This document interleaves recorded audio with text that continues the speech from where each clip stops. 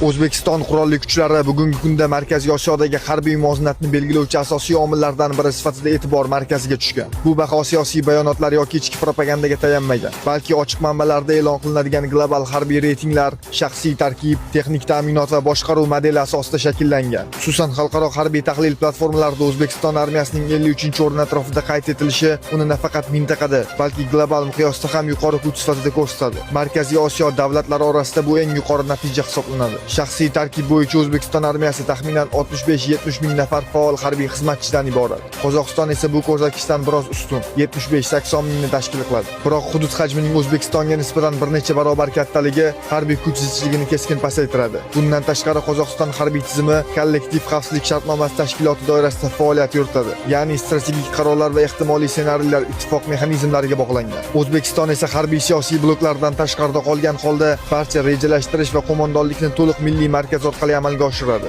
Bu holat favqulodda vaziyatlarda tashqi siyosiy cheklovlarsiz harakat qilish imkonini beradi. Turkmaniston qurolli kuchlari 35-40 ming atrofida bo'lib, yopiq harbiy model va cheklangan xalqaro hamkorlik sabab global reytinglarda past o'rinlarni egallaydi. Qirg'iziston armiyasi 20 mingdan, Tojikiston armiyasi esa 15-16 mingdan oshmaydi. Ularning harbiy salohiyati asosan ichki xavfsizlik, chegara mojarolari va tashqi yordamga tayangan. Ushbu 3 davlatdan hech biri mintaqaviy miqyosda mustaqil harbiy operatsiya olib borish salohiyatiga ega deb baholanmaydi. Texnik ta'minot masalasida O'zbekiston armiyasi mintaqadagi eng muvozanatli ko'rsatkichlarga ega. Ochiq ma'lumotlarda yuzlab tanklar, mingdan ortiq bronetransportyor va piyoda jangovar mashinalari, shuningdek turli kalibrdagi artilleriya tizimlari mavjudligi qayd etildi. Harbiy havo kuchlari tarkibida jangovar samolyotlar va vertolyotlar saqlanib qolgan bo'lib, ularning uchish va tayyorgarlik intensivligi Markaziy Osiyodagi eng faol ko'rsatkichlar qatoriga kiradi. Qozog'iston texnika soni bo'yicha ayrim yo'nalishlarda ustun ko'rinsa-da, kuchlarning keng hudud bo'ylab tarqib joylashtirilgani tezkor safarbarlik imkoniyatlarini cheklaydi. O'zbekiston esa ixcham hudud va markazlashgan logistika hisobiga kuchlarni qisqa vaqt ichida jamlay oladi.